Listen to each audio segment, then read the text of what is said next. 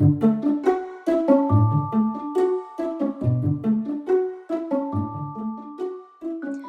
and welcome to another episode of the Silver Goose Podcast. I'm your host, Mama Goose, aka Maria Silva. So, if you lived in many parts of California lately, then you, like many others, including us here at Silver Goose Family Farm, experienced the tradition of many changes in temperature or precipitation, which is the power outage. A few days ago, we got lovely snowfall, and I woke up to a beautiful view of snow-covered hills. Everything was draped in white, and as my children so innocently said to me, the snow makes everything look so beautiful. It covers all the trash and mess in the yard.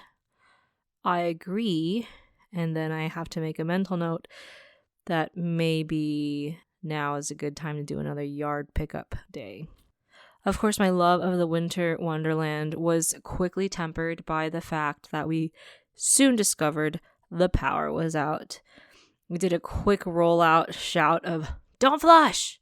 to the children, and that was followed immediately by, "Too late!" So now we were out of power and water. Wonderful. But power outages at all times of the year are somewhat commonplace where we live, and by now our family knows the standard procedure. In the summertime, the rolling blackouts or brownouts are pretty common and expected. Wildfire country means that long stretches of heat and no precipitation equal precautionary power cuts to check the lines and do maintenance. They usually last from 4 to 6 hours, and sometimes you're lucky enough to get a courtesy letter in the mail or robocall saying please expect loss of power during these dates at these times. Sometimes, not always. We did have a 12-hour outage on that one miserable day when our first boar died, and you can read about that lovely day and experience in our blog. But for the most part, the summer brownouts are pretty short. And usually we can hunker down and do the best as we can during those times. We've got sunlight for so many hours in the summer, and that it really doesn't impact our day too much. Sometimes we'll all gather at the house of a friend who has a pool, and usually we're all pretty stocked up on beverages to stay hydrated through the heat anyway. So that's pretty manageable too. Of course, if you live in the nearby trailer park like so many of our friends do, then without power, your house quickly turns into a giant oven. And then a lot of time gets spent in a car with the AC running, which is fine when you have a full tank of gas. But then if you don't, the local gas station is also out of power when we are, so there's always that issue. In the wintertime, things are a little different. I can't always send the kids to run around outside and, get their wiggles out like I can in the summertime, because usually winter power cuts aren't maintenance planned outages. It's usually caused because the weather is miserable and some sort of damage was done to the power lines. So usually we're all cooped up inside the house, and I'm telling the kids to keep the fridge closed and just eat out of the pantry. In terms of heat, we are lucky to have the wood stove. We can keep the house nice and toasty with dry wood, or in our current case, when we just ran out of dry wood and are now using the wet wood that has been sitting out in the rain for the past few weeks, you can keep the house tolerably warm. It is a bit of a chore in order to keep that green wet wood burning, but once you get those coals going, it is a decent heat producing fire. Our stove is gas, so we just need a match to light it when there is no power, and we've got candles and lanterns for light after the sun sets. Honestly, the girls love that part the best.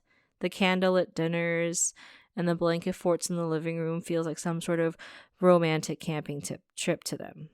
In the distance, you can hear generators firing up to life, and we all wonder if there's enough propane or gasoline in them to keep things running for however long it takes to, run the machines until the power comes back on.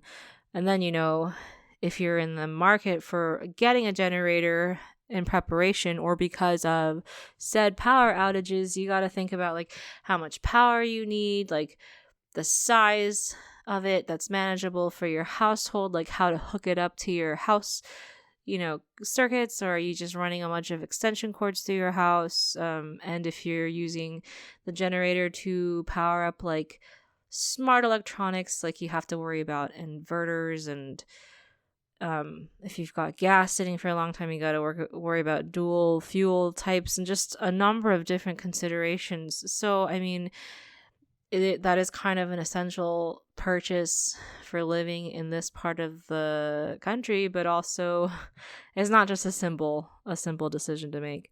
But that was a little off track, sorry. But whether summer or winter, power outage is our biggest struggle during any sort of cut is access to water.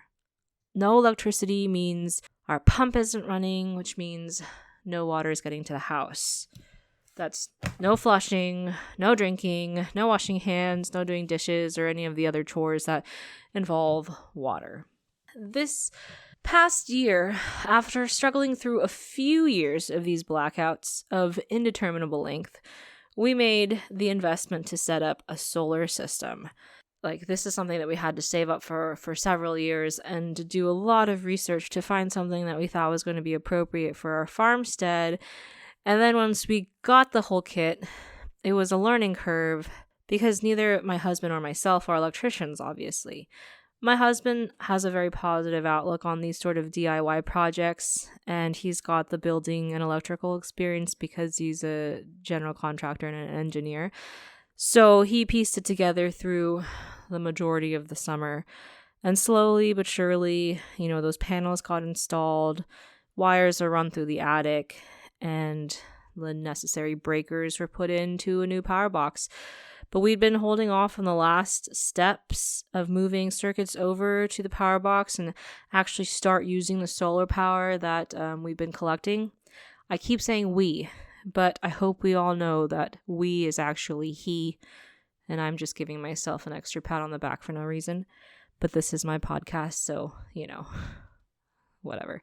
But we've been holding off on finishing it because we've had weeks of rain or animal emergencies or family obligations and helping out with neighbors or just dealing with being sick for weeks on end and just, things that life kind of throws at you that keeps us from pushing the last 10% of any work project further and further out.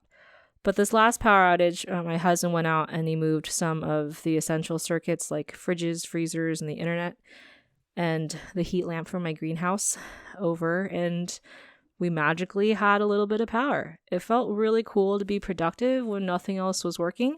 The only downside is our well still isn't on any sort of power system that's connected to the house. So it wouldn't matter if we had the whole house set up and switched over the solar panels, which hopefully will happen soon. But even if that was done, we still wouldn't have water.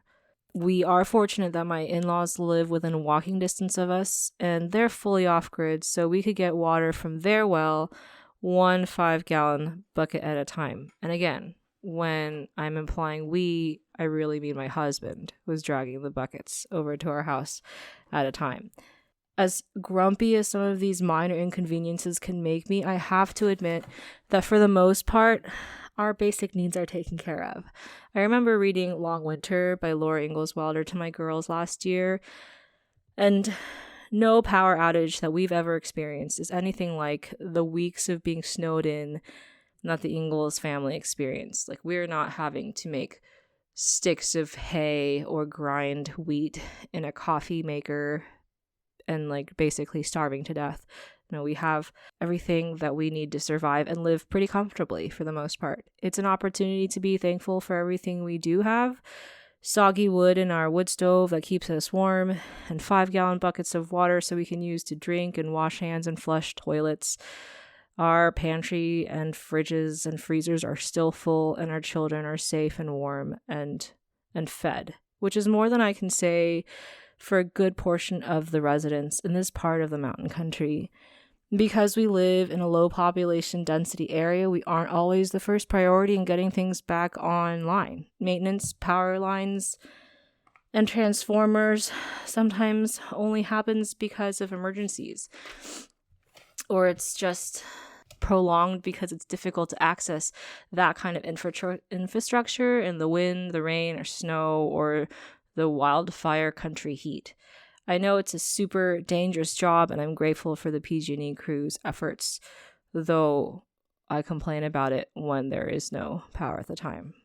My biggest concerns are for the elderly people without combustible heat sources, no access to water, those without generators or solar or extra power sources, those who are dependent on CPAP machines or respirators or other medical devices.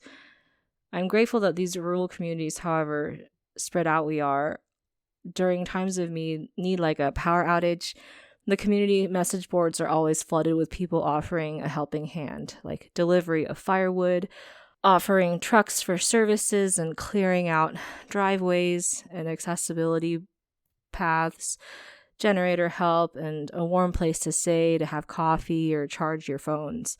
It's beautiful to see the community come to life this way. Eventually, the lights do come back on, and we can all celebrate the return to modern conveniences. At some point, hopefully in the near future, though, we'll figure out the water situation. Maybe a solar pump, or a separate generator, or some sort of electrical work, an irrigation network. There are options available, and we still have to figure out the best course of action. But until then, I'm just grateful for the fact that the lights are on today. And tomorrow, if they didn't turn on, we'd still be okay. We'd all be together, happy, safe, and warm for the most part. And that's the most important thing. So thank you for joining me for another episode of Silver Goose Farm Stories. I always appreciate you taking the time to stop by. If you have any questions or comments, please email us at silvergoosefamily@gmail.com or visit our website. You can read our blog and hear other podcast episodes, silvergoosefamilyfarm.com.